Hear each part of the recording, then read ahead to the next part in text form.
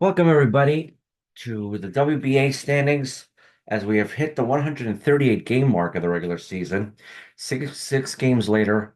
And what is particularly relevant for this is that it is the 1st of September in our 2024 season, which allows each team to bring up players and expand their rosters to 40. But a little bit less on that. We'll take a look at the standings so far. In the Casey Stengel League, the Northeast Division. You have New York leading again by 7 games on Massachusetts. They've won 8 out of the last 10 games. They've been reduced their magic number to 18 games. The Kentucky Colonels have won their last 5 games in a row to push their record of 500. The Rhode Island Rebels have wound up being at 500, winning 8 out of the last 10 games, even though they lost their last contest, as they're trying to make an outside run to a playoff spot. The Atlantic Division sees Maryland up by significant margin at 10 games. Their magic numbers are 15. They're 10 games up on Indiana at 77-61. Pennsylvania 73-65. They have lost 8 out of the last 10 games and are not playing very well at all. If you look at the Southeast Division, Florida and Georgia always at each other's necks.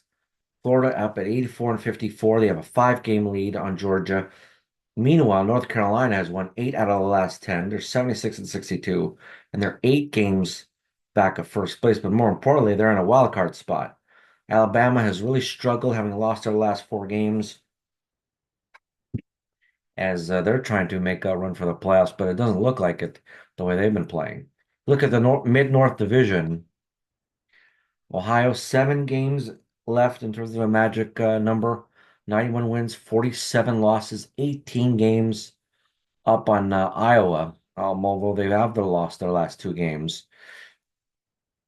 Iowa looking to stay alive with 3 wins in a row. If we take a look at a wild card standings in the Casey Stengel League, we have the division winners. We have Ohio ranked number 1, New York and Maryland tied for number 2 and 3, Florida in 4th spot. And the top 4 teams of the wild card has Massachusetts, Georgia, Indiana, North Carolina. Iowa and Pennsylvania 3 games back. Alabama 5 games back, with those 4 losses in a row have hurt. New Jersey 6 games back. They've lost 3 in a row. Rhode Island is 7 games back. The Kentucky Colonels at 7 games back, but having won 5 games in a row. So there's an outside shot here. But if they continue streaking wins and putting wins together, stranger things have happened. If you get into a playoff, a 1-game playoff, all bets are off at that point. As we take a look at the Connie Mack League, you have California comfortably up 17 games up on Desert City at 96-42. Their magic number is now 8. Desert City at 79-59. Oregon and Washington at 70-68. The Rocky Mountains has a 500 record, but they've only won 3 out of the last 10. The big story has been the entire season has been the Texas Rangers, 110 wins, just 28 losses, a win percentage of close to 80% at 7.97. They have won their last 20 games in a row and officially have and maintain the longest winning streak in the history of the WBA. That doesn't stop the other teams in the Southern Division from trying to vie a place in a wild card. Missouri has a 77-61 record. They won 8 out of 10. They've won their last 2. Louisiana at 75-63, but they've lost their last 5. And Oklahoma at 72-66. In the Caribbean division, Venezuela was playing poorly, and they've won their last 3 in a row. The Dominican Republic has lost their last 3, and they have seen themselves fall into second place in a wild card spot, 1 game back of Venezuela. Meanwhile, Cuba's won 5 games in a row. They're 4 games back of Venezuela. And Puerto Rico at 78-60. They've also won 8 out of 8 of 10. If you look at all the teams of the WBA, Panama becomes the first team to be eliminated at 50 wins and 88 losses, with no chances to make either of the division to win the division or make a wild card spot. And the most of the weakest division, which is really sad to see though.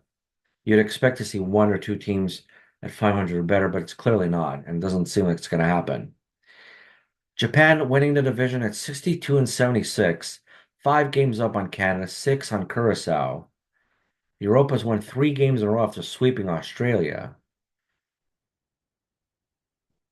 but it doesn't change the fact that Japan is up on playing well. They've lost 7 of 10, and it's only Europa and Canada have had like a 500 record since. So you got teams that are chasing Japan, but they're having a hard time trying to chase them get wins. In terms of the wild card standings, your top seeded teams are division winners, Texas at 1, California second at 96 wins, Venezuela at 85, and of course Japan because of their division winners with just 62 and 76 record in the fourth spot. Dominican Republic now is the first wild card team at 84 wins. Cuba's at the second spot, 81.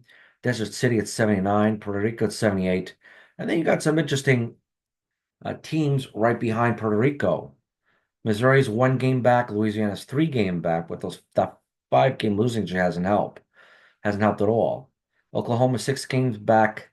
They're 8-2 in their last 10. Oregon is 7-3 in their last 10. They're 8 games back. Washington the same.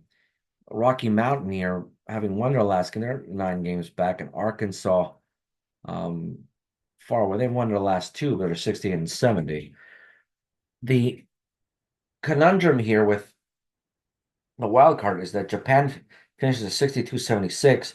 You want to be the first wild card. You're going to get a better chance, a better matchup having to face Japan than you would say even Venezuela, California, or heaven forbid, Texas. So a definite opportunity for any one of these teams to move in a first wild card and to be given an opportunity to um, play in the first round and move on to the second. So some definite intrigue there. We're going to take a look at the 2 games of the week that we're going to choose. In the Connie Mack, no, in the Casey Stengel League, we will see Alabama play off against New York. And again, Alabama has been struggling a little bit of late as they've lost 4 in a row. They're going to play at the Bronx with the Yankees, who have won the last game. And in for the Connie Mack League game, they're going to have international division leading Japan to face Southern division leading Texas, who won 20 games in a row. Japan is going to attempt to be the first team in about 21 games, to have Texas register a loss. But that is a lot easier said than done. So we look forward to the weekend, or this weekend's 2 games on Saturday. I thank you for your support. I thank you for listening to me. Thank you for watching. And please support the World Baseball Association on YouTube. You can subscribe, click on subscribe, and you can follow the season, which is at 138 games up until the end of the regular season, heading into the playoffs. Thank you for your time. Thank you for watching, and take care.